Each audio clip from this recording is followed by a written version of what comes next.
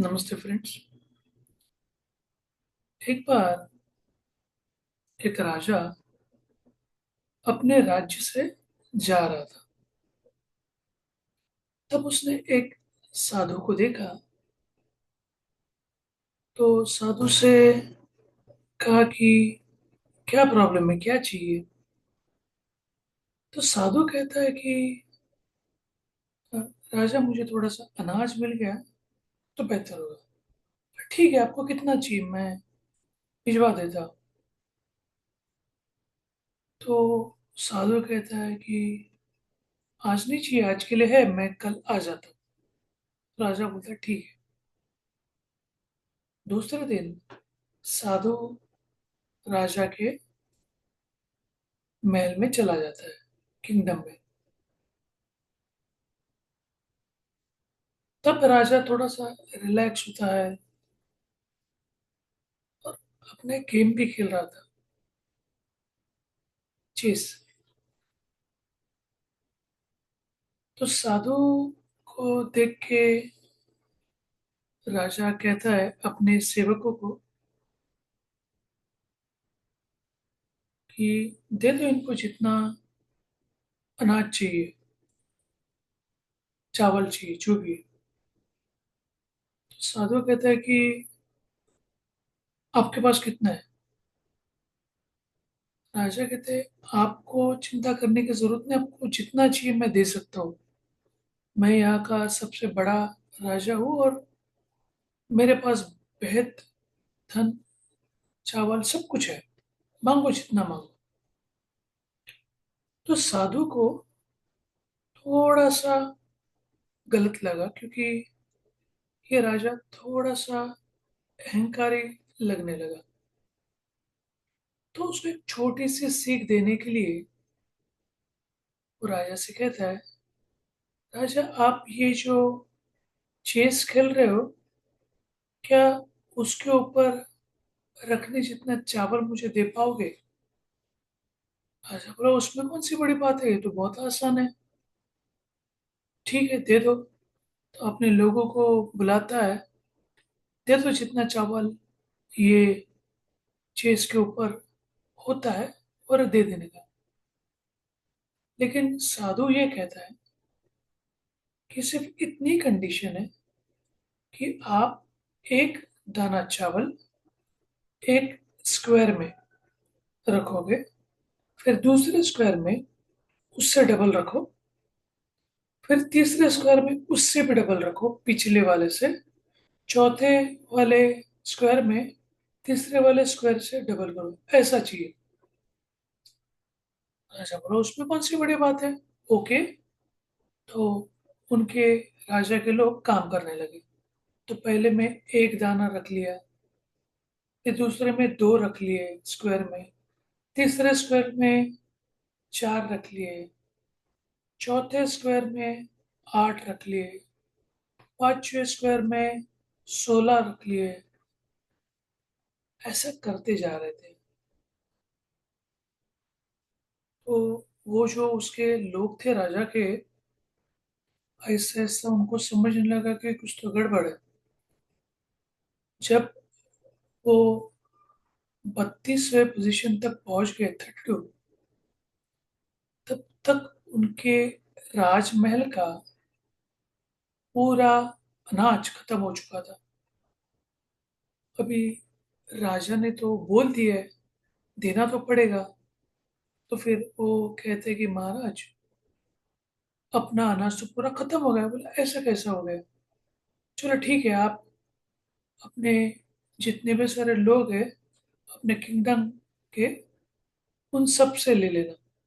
अपने राज्य में जितने सारे लोग हैं वहां से वो धान्य लेने के लिए कहा, अनाज लेने के लिए कहा।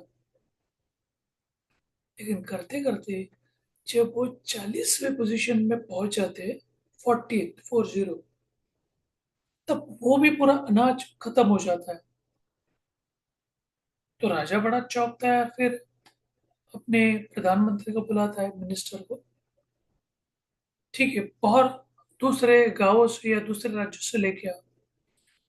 तब प्रधान उसको कहते हैं कि महाराज, गुस्ताखी माफ, लेकिन हम अगल बगल के राज्यों से क्या, पूरे संसार से भी हम ये चावल या अनाज लेके आए ना, तो भी कभी भर नहीं सकता है। तो राजा चौंक गया, पर साधु थोड़ा सा हंस रहा था। तो राजा उससे माफी मांग लेता है कि शायद कुछ गड़बड़ है, मैं समझ नहीं पाया, लेकिन हम इससे ज्यादा नहीं कर सकते, लेकिन माफी चाहता हूँ। तो साधु ने जो बताया उससे कुछ सीख मिली।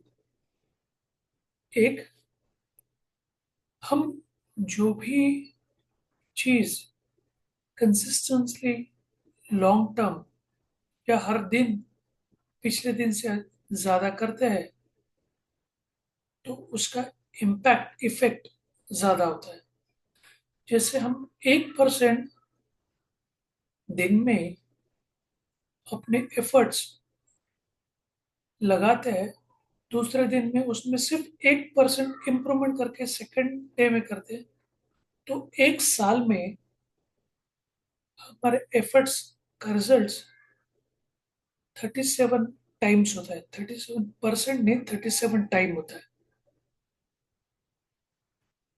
और ये जो हमने देख लिया कि चेस के बोर्ड के ऊपर जो 64 पोजीशन तक अनाज रखना,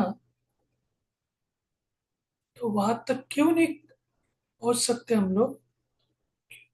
यही इम्पैक्ट दिखाता है पावर ऑफ कंपाउंडिंग का। तो जब हम कोई भी चीज, शायद पैसा हो, शायद एफर्ट्स हो, शायद अपनी हैबिट्स हो, या कुछ भी हो जीवन में, जब हम पहले वाले दिन से ज्यादा करते हैं कंसिस्टेंटली, तो उस दिन तक हम इतना डबल पावर से करेंगे, तो वहां तक हम लोग पहुंच ही नहीं सकते। इसी के लिए कंपाउंडिंग को eight wonder of the world कहते हैं। लेकिन इसके अलावा दो अलग अलग सीख भी मिली। एक, कभी भी हमें शो ऑफ नहीं करना चाहिए, एरोगेंस नहीं दिखाना चाहिए। और जब हम खुश होते हैं, तब हम चाहे जितना दे सकते हैं ऐसा हम बोल देते हैं, लेकिन बोलने से पहले हमें सोचना भी चाहिए कि क्या हम लोग कर सकते हैं कि नहीं कर सकते। तो ये यही सीख हम ये स्टोरी से ले सकते हैं। धन्यवाद इस चीज को सुनने के लिए और स्टोरी से सीख लेने के लिए। आशा है कि आपको ये स्टोरी या सीख पसंद आई। अगर आपको पसंद आई तो आपका प्यार लाइक करके, कमेंट करके, सब्सक्राइब करके, या इस चीज को अपने फ्रेंड सर्कल में या फैमिली में शेयर करके आप आगे बढ़ा सकते हो। धन्यवाद। मेरा नाम गणेश है, माइंडसेट एंड कम्युनिकेशन कोच हूँ। अधिक जानकारी के लिए आप मेरे व्हाट्सएप 9880 537357 एंड ईमेल ganesh_burade@yahoo.com के ऊपर कांटेक्ट कर सकते हो। वन सेकंड, धन्यवाद। कल वापस फिर मिलेंगे एक नई स्टोरी और नई लर्निंग के साथ। तब तक के लिए थैंक यू।